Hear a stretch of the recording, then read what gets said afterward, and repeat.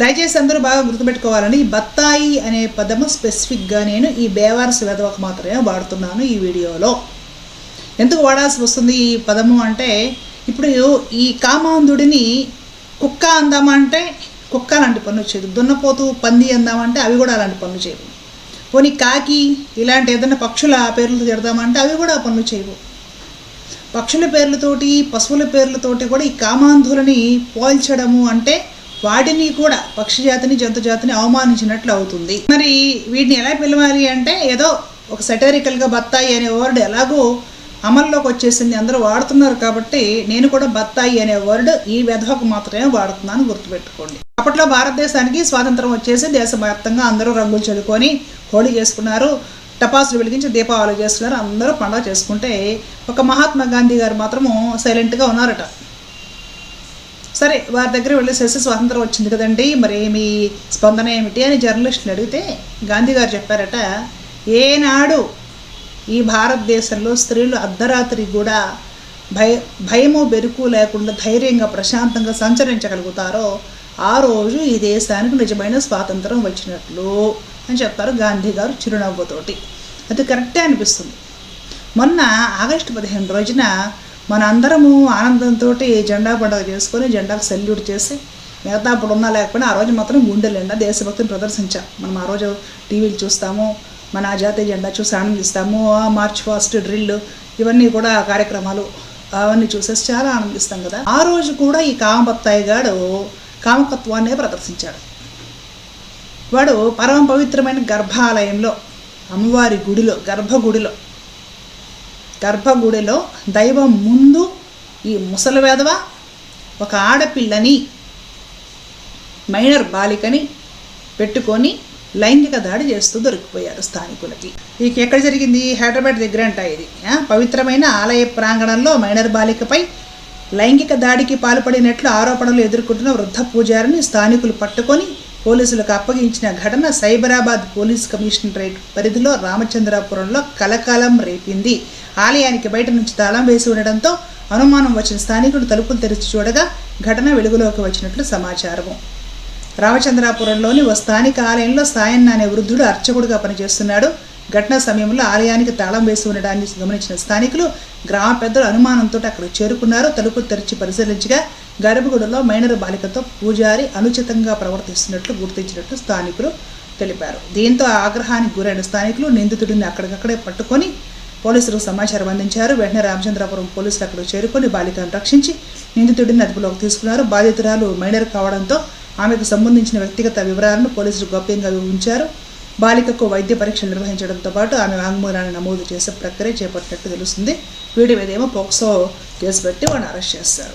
Video తీశారన్నమాట. Video తీస్తే ఆ వీడియోలో ఉన్న పరమ దరిద్రపు సన్నివేశం ఏంటంటే, వాడికి కింద షర్ట్ ఉంది, ప్యాంట్ లేదు, మొత్తం తీసేసాడు. మొత్తం తీసేసేవాడు ఆ ఆడపిల్లతోటి వాడు లైంగికంగా వాడేదో చేస్తున్నాడు. వాడిని కుక్కలతోటి, నక్కలతోటి, పందులతోటి, పశువులతోటి కూడా పోల్చలేం కదా. అవి చేస్తాయి అలాంటి పనులు. గర్భగుడిలోకి వెళ్ళేసేసి మైనర్ బాలిని అవి కదిలిస్తాయా? ఎంతో నయమండి, అవి చేయవండి అలాంటి పనులు. ఈ వెధవని దేంతోటి పోల్చాలో అర్థం కావట్లేదు. వీళ్ళ కామానికి హద్దు అదుపు ఏమైనా ఉందా? వాడేమో పూజారంట, అదేమో గర్భగుడి అంట. గర్భగుడిలో ఆ దేవతా విగ్రహం ముందు ఒక మైనర్ బాలికను, ఒక ఆడపిల్లని ఆమాటే మడిచిపు లోపలికి తీసుకుని వెళ్ళి బయటేమో జనాలు చూడక తాళం పెట్టేస్తే, తాళం పెట్టిందని గుడికి ఎవరు రారు కదా, వాడు దానికి కట్టెను వేసేసి లోపల ప్యాంట్ కూడా తీసేసి ఆ పిల్లని కదిలించడం. స్థానికులు వచ్చేసి అది తెరిపించి మొత్తం వీడియో తీస్తారు. వీడియో తీస్తుంటే తీయొద్దు నా మొక్క వీడియో తీయద్దని బతిని అడుక్కుంటున్నాడు. వాడు ప్యాంట్ లేదు, వాళ్ళు వీడియో తీస్తున్నప్పుడు ఆ ప్యాంట్ తీసుకొచ్చి వాడు వేసుకుంటున్నప్పుడు వాడికి షర్ట్ కింద ఇంకేమీ లేవు. సిగ్గేస్తుంది మాట్లాడాలంటే. ఇలాంటి పరమ నీచులు తయారయ్యారు కదా, దిగజారిపోతున్నారు కదా రోజు రోజు. గూడను లేదు, బడను లేదు, ప్రతి చోట్ల ఇదే. ఇక మన ధర్మ పోరాట రక్షకులు ఉన్నారు కదా, ఈ గ్యాంగ్, ఈ బ్యాచ్ వీడియో చెయ్యాలంటే ఈ పని ఏ పాస్టరో చెయ్యాలి, లేదంటే ఏ గౌస్ భాషలో ఇంకొకడో చెయ్యాలి, అబ్దుల్లాలో చెయ్యాలి. మనవాడు చేస్తే వీడియోలు చేయరు. వీళ్ళు చేసిన వాడు పూజారి కాదు, వాడక్కడ వాచ్మెన్, వాడక్కడ వాలంటరీ, వాడక్కడ గుమస్తా అని చెప్తారనమాట. నాకు ఆశ్చర్యం వేసేది ఏంటంటే, ఆడపిల్ల మానము పూజారి చరిస్తే పోకుండా పవిత్రంగా ఉంటుందా? పాస్టరో ముస్లిం వాడో చరిస్తేనే పాడైపోతుందా? ఇప్పుడు వీళ్ళకి నాకు గొడవ అదే. ఇంతకుముందు మొన్న మధ్య రీసెంట్గా మచిలీపట్నంలో రామశర్మ అనే వ్యక్తి రాములవారి గుడిలో పూజారి 45 సంవత్సరాలు రాస్కల్కి వాడి ఇంట్లో అద్దెకుంటున్న కుటుంబంలో ఆడపిల్ల ఇంటర్మీడియట్ చదువుతుంది, మైనర్ బాలిక, దానికి 17 ఏళ్ళు ఏమో ఉన్నాయన్నమాట. ఆ పిల్లకి ఏదో ప్రసాదమని తీర్థమని మత్తు కల్పించేసేసి ఆ పిల్లని అత్యాచారానికి గురి చేస్తే పలుమార్లు రాత్రి నిద్రపోయేటప్పుడు 4 నెలల గర్భవతి అయింది. ఎగ్జామ్స్ టైం పేరెంట్స్ తెలిసి నోరు మూసుకుని పరీక్షలు రాయించి తర్వాత వెళ్ళి కేసు పెట్టారు. వాడి మీద కూడా ఫోకస్ పెట్టారు. వీళ్ళు ఎవ్వరు వీడియో చేయలేదండి. అప్పుడు నేను వీడియో చేసి ఏంటి గవర్నమెంట్ మాట్లాడితే 17 ఏళ్ళ పిల్ల తెలియకుండా ఉంటుందా, తెలిసి మోసపడే వాడి దగ్గరికి వెళ్ళి ఉంటుంది, ఆ మాత్రానికి నువ్వు వీడియో చేయాలా అని ఈ బేవర్స్ వాళ్ళు కొందరు కింద కామెంట్ సెక్షన్లో నాకు కామెంట్స్ పెట్టారు. సిగ్గుందా అంటే మిగతా మతస్థులు చేస్తేనేమో ఈ పిల్లలు అమాయకులు, ఆడపిల్లలు వాళ్ళే మీదపడి చేస్తున్నారు. మన పూజారులు చేస్తే మాత్రము అదే మోసపడి పూజారి దగ్గరికి వెళ్ళిందని మాట్లాడతారా? సిగ్గు, సరమో, లజ్జ, మానం ఏమన్నా ఉన్నా ఎక్కడ కన్ను తింటున్నారా? ఈ వీడియోలు చేస్తే వీళ్ళు హిందూ ద్రోహి అంటారండి, దేశద్రోహి అంటారండి. ఒక ఆడపిల్ల మానం ఎవడి చేతిలో పోయినా కూడా ఆ పిల్ల పాపం దాని పరిస్థితి ఏంటి, దాని బతుకు నాశనం అయిపోయినట్లే కదా. అంటే పూజారి చేతిలో పోతే వీళ్ళు వీడియోలు చేయరు, గౌస్ భాషానో జానీ మాస్టరో ఇంకొకటి ఎవడో చేస్తే మాత్రం వీడియోల మీద వీడియోలు చేయాలి. ఏంటిది? మొన్న ఈ మధ్య తమిళనాడులో ఒక పూజారి 2 మగపిల్లలని ఏమంటారు వాడి మీద కూడా ఫోకస్ పెట్టేసేసి 120 ఏళ్ళ జైలు శిక్ష కింద వేశారు. అందరూ ఆ న్యూస్ చూసే ఉంటారు. ఒక 6 నెలల క్రితం వచ్చిన న్యూస్ అనమాట. మగ పిల్లలని సెక్సువల్గా వేధించాడండి పూజారి. గుడికి రెగ్యులర్గా వచ్చే మగ పిల్లల్ని 2 మగ పిల్లల్ని సెక్సువల్గా వేధింపులకు గురి చేస్తే కేసుల మీద కేసులు వేసేసి జైలు శిక్ష వేశారు ఆ పూజారికి. మగపిల్లల్ని వేధించాడు సెక్సువల్గా పూజారి.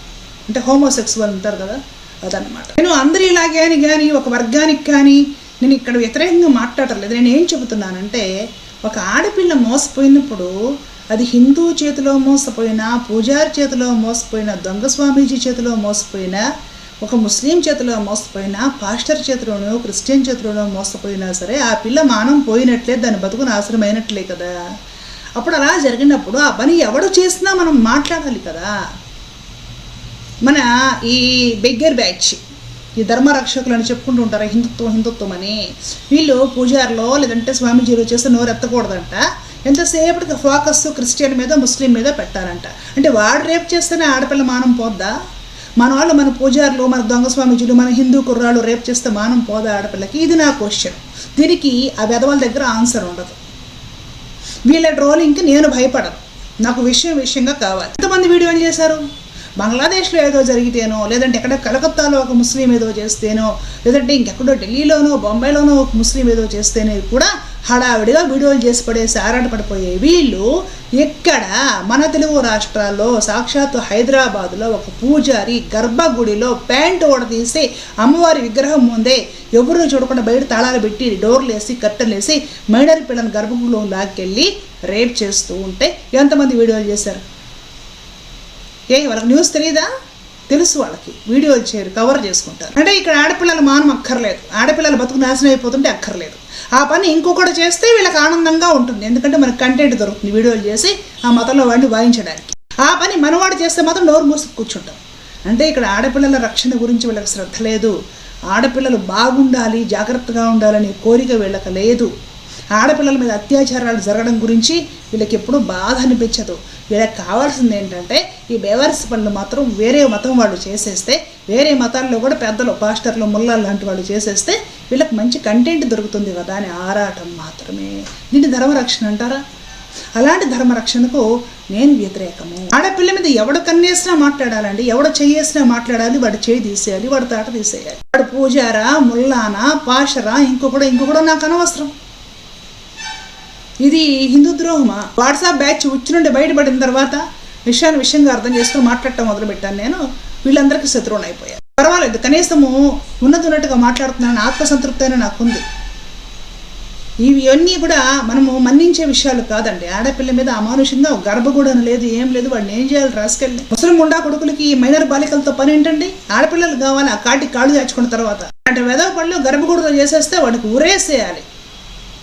వాడికి ఇంకా బతికే అర్హత ఎక్కడుంది సమాజంలో? స్వాతంత్రం వచ్చి 80 ఏళ్ళు అయింది. దరిద్రులు మాత్రం తగ్గట్లే, వాళ్ళ సంఖ్య రోజు పెరుగుతూనే ఉంది. ప్రతిసారి చెప్తున్నా, ఆడపిల్లలు జాగ్రత్తగా ఉండాలి, ఆడపిల్లల తల్లిదండ్రులు జాగ్రత్తగా ఉండాలి. ఎందుకంటే ఒక ఆడపిల్లగా నేను కూడా ఏం చెప్పలేకపోతున్నాను. ఏం చేయమంటారు? ఆలోచించండి ఒకసారి. కఠినమైన చట్టాలు ఏమైనా తీసుకొస్తే కొంచెం అవుతాయేమో ఈ కేసులో, ఆలోచించండి.